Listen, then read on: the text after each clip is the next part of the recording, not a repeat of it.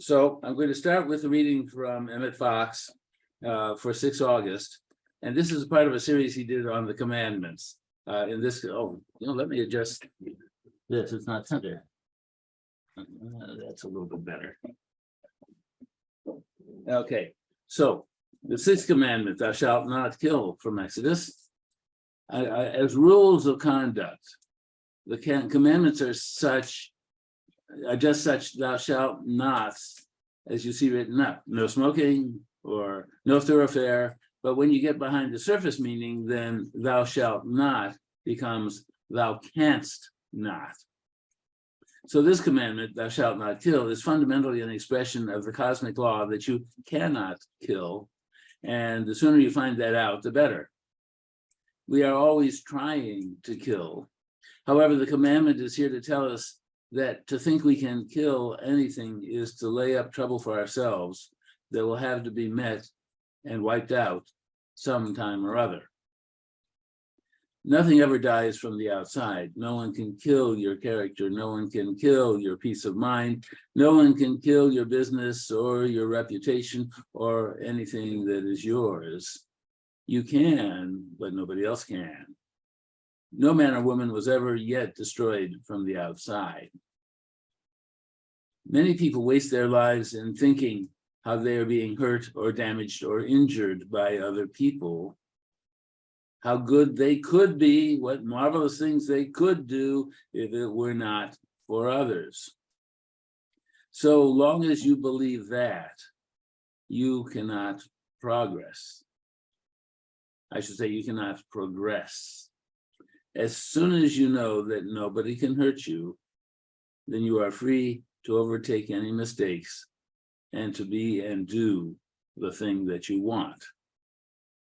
And reading this reminds me that Winston Churchill said once, to lose a reputation is easy. To build a reputation is quite difficult.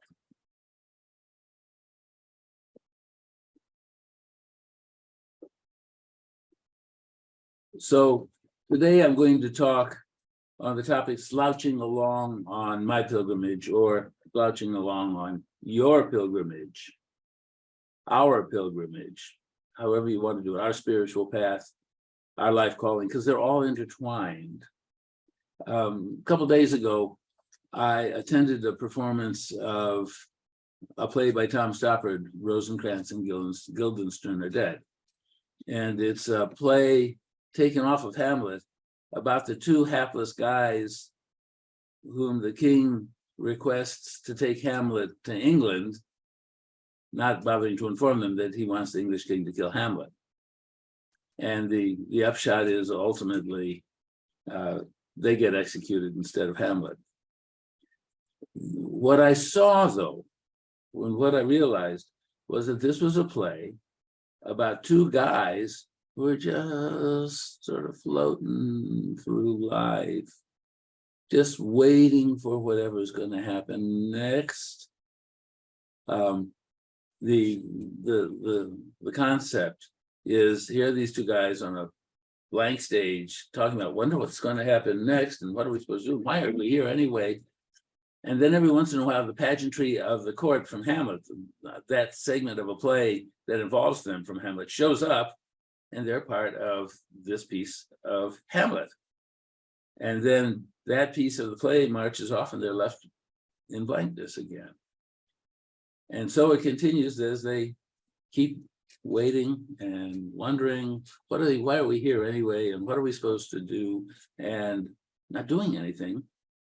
And even when they're on the boat escorting Hamlet to England, and he escapes with some pirates, but they discover the letter that is in fact instructing the English king to execute the 2 of them. What do? They talk about it. And they complete their journey and disappear off the stage. Now, watching this play reminded me of so many people I've encountered in my 75 years, where they were just waiting. They were just letting life pass through them rather than them making waves through life. It's like they appeared to be lost or directionless. Some of them knew it.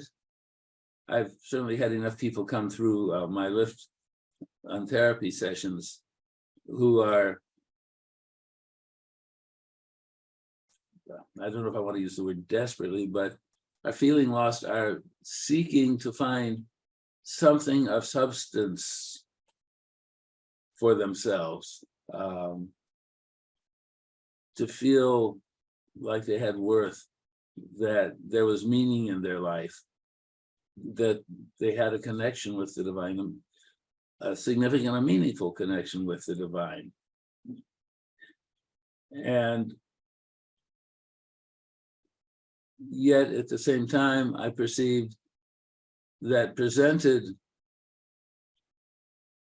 with opportunities, or the opportunity to make opportunities, they held back because it wasn't a sure thing. They couldn't be certain that this was the right thing if they gave it any thought at all.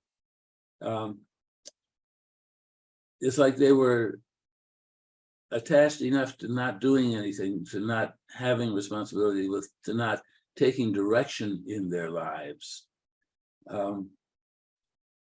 And as I was thinking about that, I remembered two stories that Sister Pepper used to tell the congregation when she was concerned that folks weren't taking control of their own lives. One of them she told was about an old woman, a widow now, who'd been living in the same house, formerly with her late husband, directly across from a bar. And she was a very religious old woman. And she was just terribly upset that there was this bar, this thing of the devil across the street from her. And every night before she went to bed, in her prayer, she would ask God to remove the bar from her presence. And she'd been doing that for years. Nothing had happened. Well, one day, an old school friend happened to be passing through town, and they'd arranged a visit and for her friend to stay overnight. And they had a wonderful day together, catching up on things, supper, getting to bedtime. And the little old lady asked her friend if she'd care to pray with her before they went to bed. And so they did. And the little lady explained that she'd always included in her prayer that God would get rid of that bar. And her friend said, "Oh, sure, we can pray for that too." So they pray, they go to bed. The next morning, the little old lady gets out of bed and looks out the window, and the bar is burnt to the ground. Now she's jealous. And when her friend wakes up, comes down to breakfast, "What is it you've got with God? I've been praying all these years for God to get rid of that bar, and you come in and pray once with me, and it's gone. What have you got? What have you got with God?"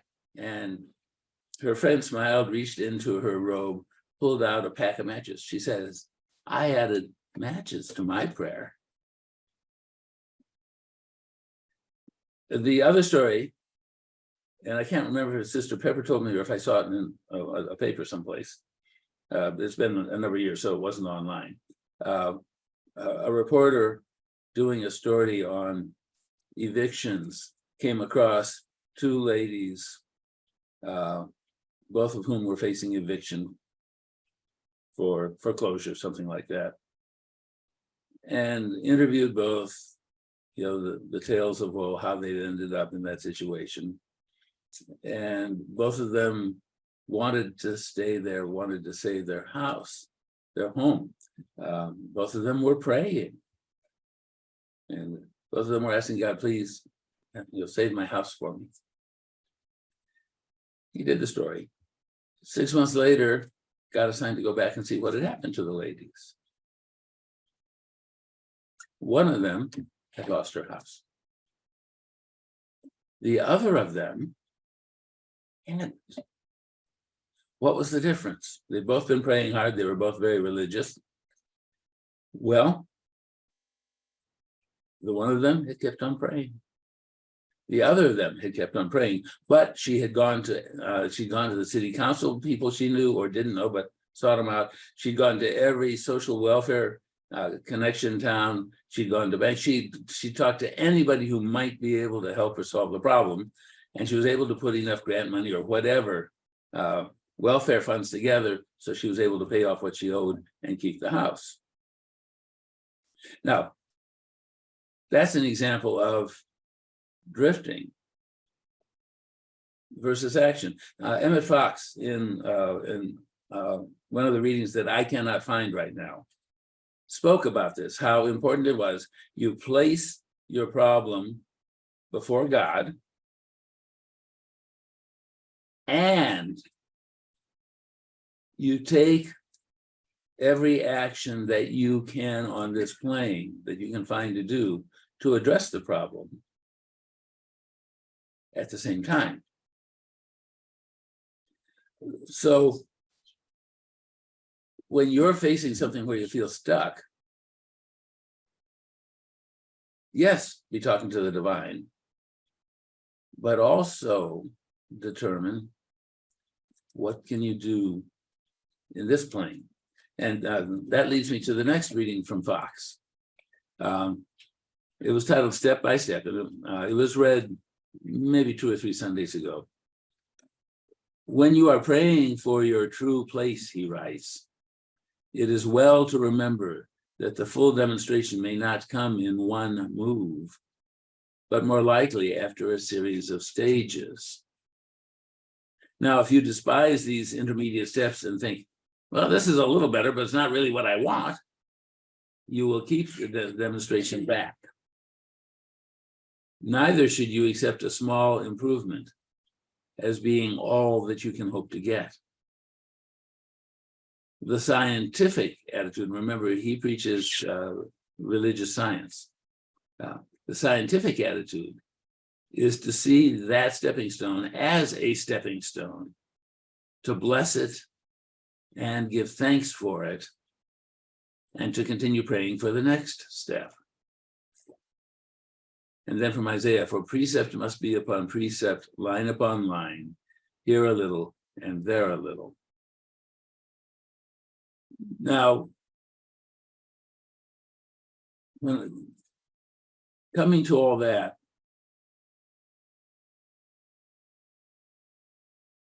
I've been debating, but I felt led to share because I've been there.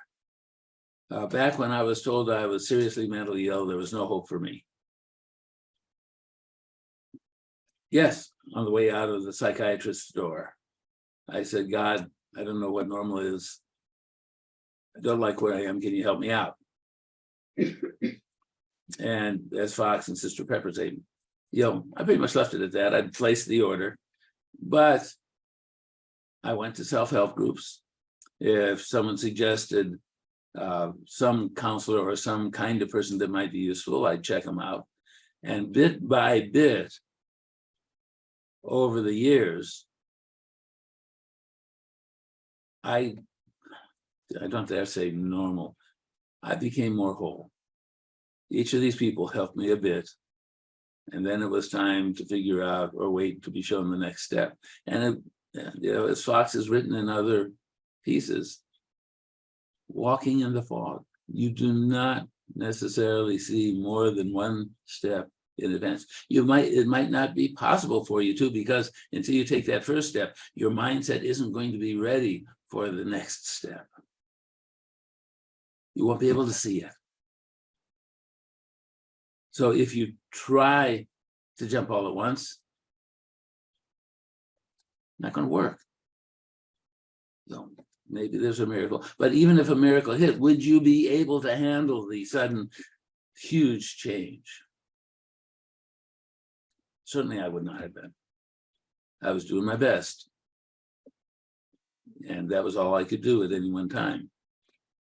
I'm sure there were opportunities earlier on that I missed because I couldn't see them. I wasn't ready. I'm still, excuse me, I'm still having to go step by step. Every so often, there's another healing that I need to do, pops up, and I do it. And I trust the divine will continue guiding me along the way so that I can be doing whatever my calling is, be following my spiritual path, allowing myself to be ever more involved in the divine, absorbed in the divine. I don't have the right set of words. So that's my message. I want to share some words with you from various writers that address this question of what the heck am I going to do next? How come I'm not where I want to be? I don't know what to do. I'm lost. What's my calling? What am I supposed to be doing here? This was one, I don't know the title of the book. Mary shared several pages of it. It's an artist who was Love Unending. Oh, it was called Love Unending. Thank you, Mary. Jesus came to her and requested that she do a portrait of him. This is fairly modern day. And over the times that he had sittings with her, they had long conversations. And this is part of a conversation that was reported by her. Those who are obsessed with suffering do not easily find their true purpose. It is when you seek blessings that you find your reason for living. Seek blessings and expect them, be grateful, and know they are yours for the asking. You have the right to make your own decisions in life. A decision involves not only what you choose to have, but also what you intentionally decline. No one else can do that for you. In many ways, this is a right through which we exercise our other rights. In a world of suffering from programmed conformity, we are being constantly pressured with demands from peers, from business routines and social protocol. We may always choose to do the right thing, although it may involve saying no. Sometimes we think it is dangerous to go against the flow, to disagree. And the writer says, Jesus helped me to see, however, that it is far more dangerous to forfeit our rights. When we forfeit our rights, someone else may assume them. In some ways, it might be said that success is just the result of making a lot of choices, a lot of right choices. Failure, if there is such a thing, may be viewed as the result of making a lot of wrong choices. Unfortunately, and this to me is a key, many people have declined to make their own decisions, which may account for the uncertainty and confusion surrounding their lives. Let me read that again, because I think this is important in terms of evaluating each of our own walks. Many people have declined to make their own decisions, which may account for the uncertainty and confusion surrounding their lives. With every decision, one gains energy to continue on.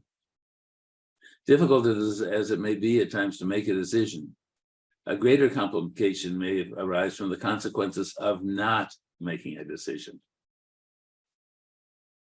Seeking counsel from others often brings wisdom to the process. And then, according to Jesus, your life is the culmination of all the choices you have made regarding your many experiences, your origins, your agreements, and your abilities. By choosing, you exercise the core responsibility of being yourself and of unfolding your love into each external manifestation. So, how's that for an interesting take on it, and on taking responsibility yourself, rather than as Rosencrantz and Guildenstern did, just letting things happen. Then from Richard Rohr, whom I quote often, life is difficult. Are you going to quit at the first wave of opposition? Are you going to live cautiously or courageously? God called you to live at your best, to pursue righteousness, to sustain a drive toward excellence. That's what we're talking. Whether we're talking what our life mission is, whether we're talking our continuing to seek closer interconnection, absorption in and of God. We're seeking greater excellence, greater purity of purpose, if you will. Another piece from Richard Rohr: all life in the universe is merely parts of the one life that many of us call God. You and I don't have to figure it all out, to fix it, or be perfect. All we have to do is participate.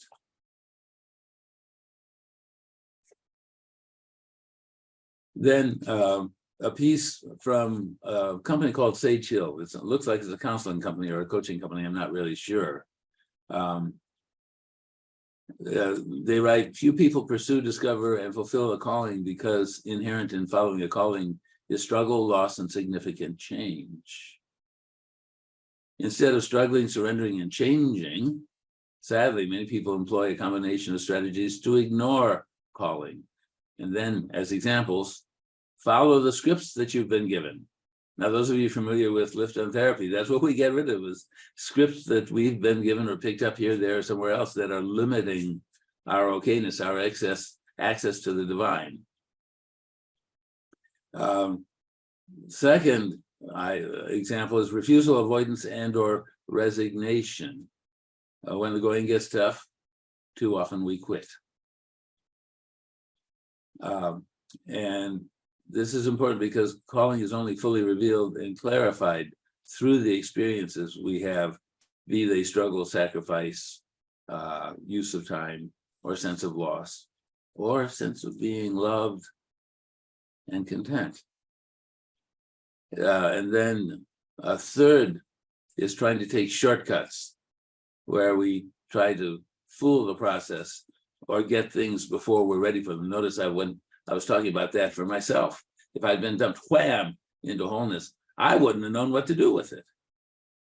I had enough struggle as it was, step by step, figuring out how to become a reasonably whole person. And if you try a shortcut, it ain't going to get you anywhere but uncomfortable or in trouble. And then from the Baha'i, I found 5 steps to help you figure out what the next stepping stone is. Now, they're not, I'm mixing what Fox said with what Baha'i is talking about. But this is a good list given by Abdul Bahab, one of the people who followed, I've just forgotten the name of the founder. Oh, well, I've said it before, it'll come back. So the first thing they suggest is ask questions. Why am I here? What's the purpose of life? What can I do to improve life? And they call this a spiritual quest. Then follow your intuition. And they, in the writing here, that self-help book you've been mysteriously drawn to, read it. The community class that sparks your interest, take it. Trust those inner inklings to lead you to life's purpose. Stepping stones. Think stepping stones. If you're talking about jumping off the cliff, yeah, that's scary as all get out, and it is not likely to get you where you want to go. But step by step, as you are capable of adjusting to the next step, that's what they're talking about here. And another reference from Abdul Baha: the word of God is the storehouse of all good, all power, and all wisdom. It awakens within us that brilliant intuition which makes us independent of all tuition and endows us with an all-embracing power of spiritual understanding. Then the third recommended step: find your joy. And they write, when you live life from your heart rather than out of fear or obligation, a sense of light and serenity will envelop your being. Discovering your joy will allow you to align with your true purpose and project that bliss into the world. Think of those people you know who have found and become comfortable with their life's path, with their spiritual path, with increasing their connection, their closeness, their awareness of the divine. How many of them spread joy just by being? I think of my interactions with the Amish, where they have found what gives them peace and contentment, their mission, to build their community, hold their religious faith, live it, and let others who passed by share in it, experience it. Which leads to the number 4 here from the Baha'i: serve others. And they write, during times of spiritual search and growth, confusion and pain often rise to the surface. We can choose either to wallow in our internal angst or allow it to light the flame of our soul's purpose. And this particular writer said, when I feel anxious or depressed, I have discovered that focusing on uplifting and serving others pulls me out of the darkness. I'm not saying this is easy, she writes. In fact, it can be a struggle not to fall into the trappings of self-pity and despair. But the alternative always feels much better.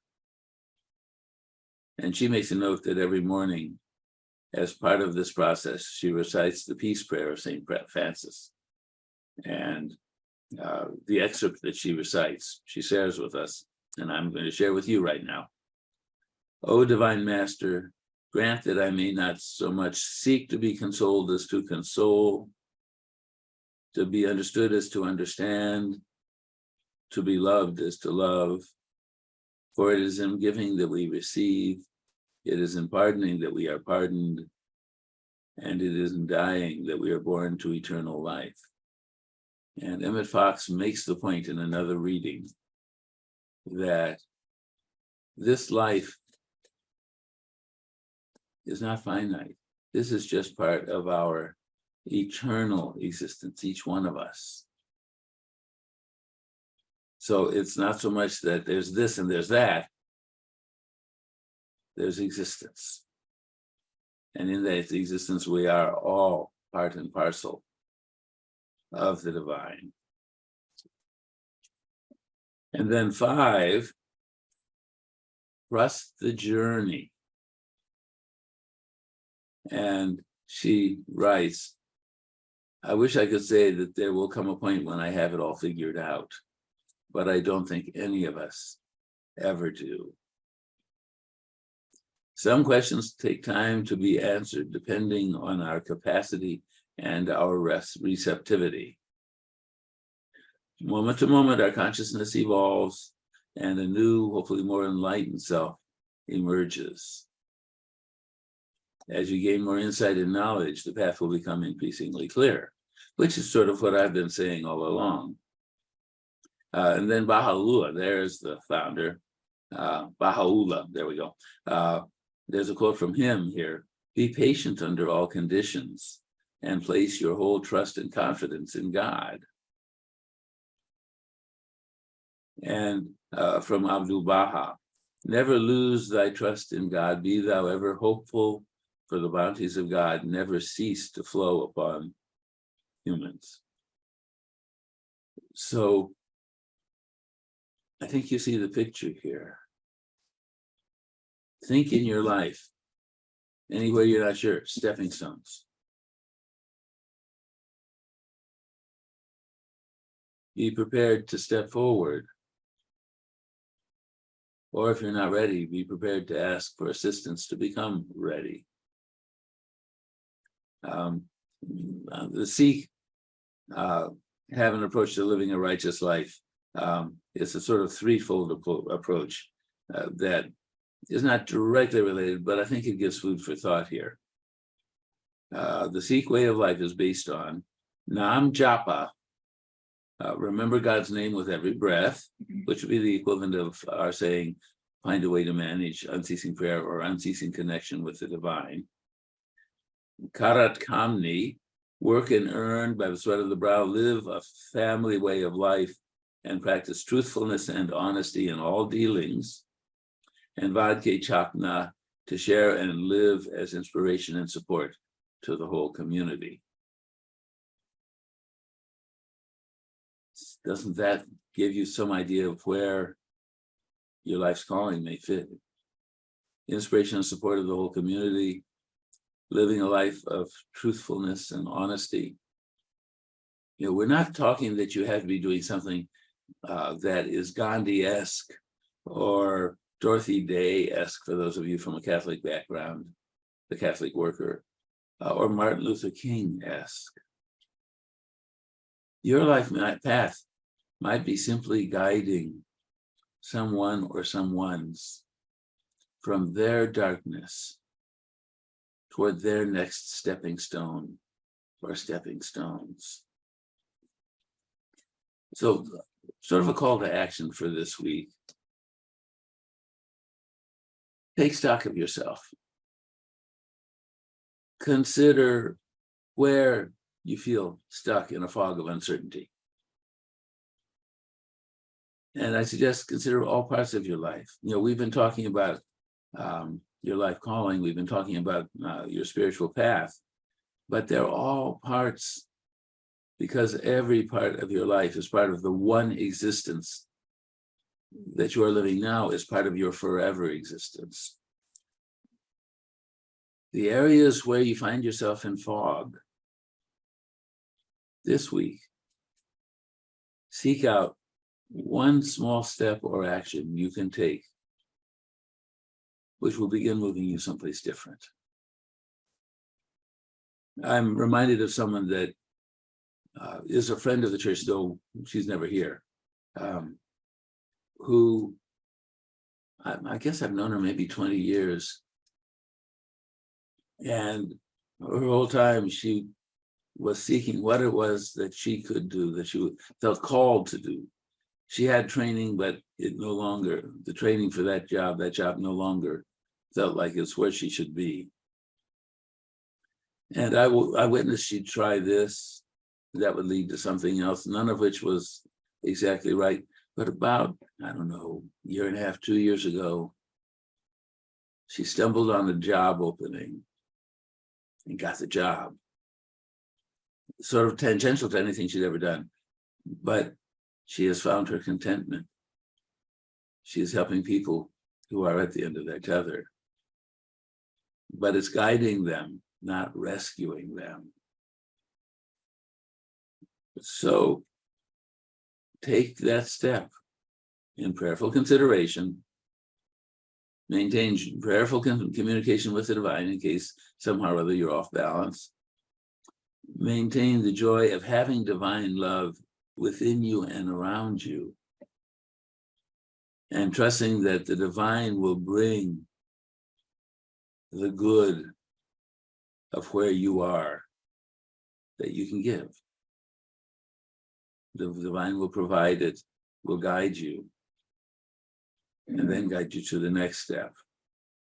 And if you're doing this and you still feel stuck or unsure, then maybe it's time to seek someone out for conversation, someone with spiritual knowledge, someone perhaps with wisdom, with an ear to the divine. And of course, around here, we're used to people who can talk to the other side. So we're a little better off than that. Just right off the top of my head, I can think of people you could talk to here. Lori C, Lori K, Lori R, Bob, Tim, Phyllis, Leah. Those are ones that come immediately to mind. Even Ellie, I don't know much about Ellie, except that I know she always has wisdom when she shares with us on Sundays. Pray for with whom you should be talking. And even Charlotte, often has good communication from the divine. So you have a wealth of possibilities just within this small community. So you don't have to stay stuck in whatever area you're stuck. But that doesn't mean that you're going to become unstuck in an instant. All you need to do is, in faith, look for that next stepping stone in your fog. And then the next one. Father Mike Gochner sent out. And he's a very Catholic priest, retired. But it struck me, and I think it's something for us to depart with. I sing as I arise today. I call on my Creator's might, the will of God to be my guide, the eye of God to be my sight, the word of God to be my speech, the hand of God to be my stay, the shield of God to be my strength, the path of God to be my way. And that was from St. Patrick of Ireland in the 5th century. I'll send this out to you too, along with the 5 steps. So once again, we're done, good friends. To quote Click and Clack, the Tappet brothers, you wasted a perfectly good hour and a half with us today. I hope you enjoyed it.